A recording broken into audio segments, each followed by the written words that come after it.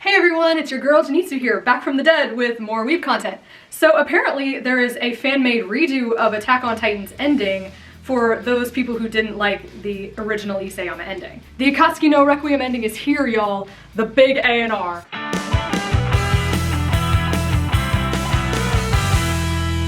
Now if you're a fan of AOT, you've probably already heard about this. I recently made a video comparing the canon manga ending to the ANR theory, and I will be putting that video back to public for you to watch after my first copyright strike expires. Don't want to take any chances. If you're a frequenter of r/Titanfolk like me, then you've known about the ANR production for a while now. So here I am, and I'm going to do a blind react for the first part of the series. And honestly, maybe the second and third. There might be more parts out by now. I don't know. Let's find out. So if you want to read it yourself, you can go to AOTNoRequiem.com, and I will leave the link for that in the description below. Here we go! Ooh, it looks so official. Armin's chin's looking a little long, but the lighting is top-notch. Okay, so this starts right after chapter 136 left off. That's what the intro says. Oh, wow! Okay, I don't know what I was expecting, but it wasn't as good as this. Right out the gate, look at the line work on that tree! They were really trying to stay faithful to Iseyama's art style. Okay, who's speaking here? Oh, Zeke, okay. The paneling is excellent. Zeke and Armin kind of look like an amalgamation of Iseyama and Mappa, like style-wise. So it's talking about the arrogance of humans believing they're special and using that manner of thinking to seek higher meaning and fight their own mortality. How is that any different than the organism source of Ymir's power refusing to perish as well? Like, why are humans bad because we did the same thing and accidentally stumbled upon it? Huh? Why, Zeke? Why are we the bad guys? That thing didn't die either. Blame it too. I gotta be honest though, we're getting way more answers in just a few short pages than we did from the entire Iseyama ending on Ymir's lore.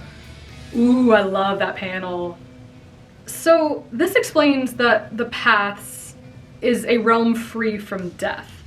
That's interesting. I always kind of wondered how they got in and out of it. Like, canonically, Eren just kind of summons people there, and then they're out again. But then I don't really understand how there were two Armins in the Paths, and how Zeke got trapped in there and wasn't able to get out. He should have just been poofed back to where he last was, somewhere in Parody, probably. Anyway, let's keep going. So Eren essentially Doctor Strange, just like I wanted him to. He went full butterfly effect, trying to help those closest to him first, off-screen. But he couldn't stop the endless destruction of Parody without sacrificing something. Those of us familiar with the ending know exactly what that is, but I'm still excited to see how this plays out. Damn, Eren, chill! Dude, look at that spread. Damn, dude! Whoa, that is a much more threatening encounter to the Alliance than in the original. He's like, Armin, I'm coming to get ya. I love how Zeke at the end is just slumped over his sandcastle during the altercation. He's like, yep, Eren wins. I give up on life. Who cares anymore? Such apathy vibes. Zeke is done, everybody. That's all there is? Man, I wanted more. But wow, I don't know what to say. I am blown away by this. First off, whoever is Eren's lead artist for this is amazing. Like, he looks gorgeous. Zeke and Armin look good too, but their face structure is noticeably different in some panels. The different artists and their various strengths are incredible to look at. It adds so much more depth to the whole thing. Like, Eren's artist has some technical perfection. Armin's artist has a great gift for expression. And I'm not sure who drew some of these, but the perspective is phenomenal. I am so impressed. So let's talk about this. If you've been on Titanfolk, I'm sure you know just how controversial this project is. I found out when I went to apply to be an artist for this that they had closed applications early because of how much harassment and how many death threats they got, which is baffling to me and honestly just really heartbreaking. I get why people think this project is disrespectful to Iseyama. I do. But to badger and threaten the creatives trying to pay homage and put their own creative spin on a huge impactful work is nothing short of asinine. And I think they should be ashamed of themselves. It's like accusing fan fiction of being a hate crime against the original work. It's so ignorant. Doujins never come under fire like this. In Japan, they're considered healthy creative outlets and celebratory of the original work. I don't see this one any differently. It's just one big collective Reddit doujin.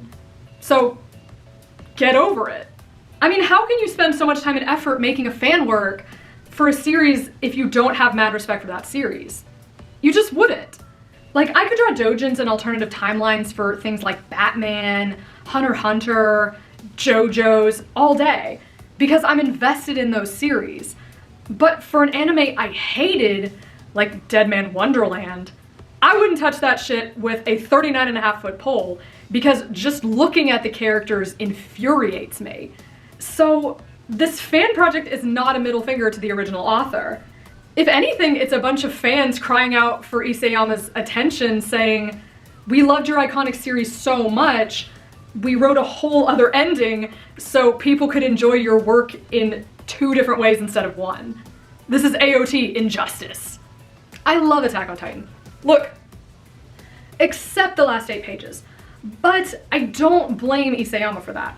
Rumor has it that he was pressured into making a more open-ended conclusion so that the producers could exploit an anime-only sequel like Boruto.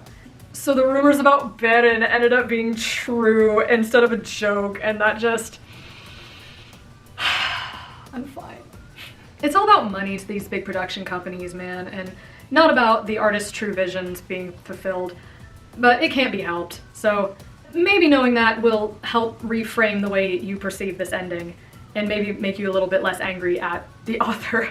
I also observed while immersed in this community that Easterners and Westerners respond completely differently to specific types of endings. I've noticed in the West we harbor a lot of animosity towards open-ended conclusions, but in Japan they seem to be widely praised. I also see that continuing lineage is really important to Eastern culture. To the contrary, here in the States, we are individualistic to a fault. We don't care about the character's family line and such, you know? Like, I felt that way at the end of Demon Slayer. Like, I won't spoil who has grandkids, but I remember thinking, I don't care about these damn grandkids. I didn't go on a journey with them. I have 0 emotional investment in them. So why are you wasting my time making me read about them? You should have just ended it. The story was over with the characters we spent 200 chapters getting attached to. Demon Slayer is very dear to me, obviously, so I don't take major issue with it. But it's something that's been on my mind since I had that reaction. So if you're a Westerner and you've had similar reactions to that or AOT, I think it boils down to a cultural difference.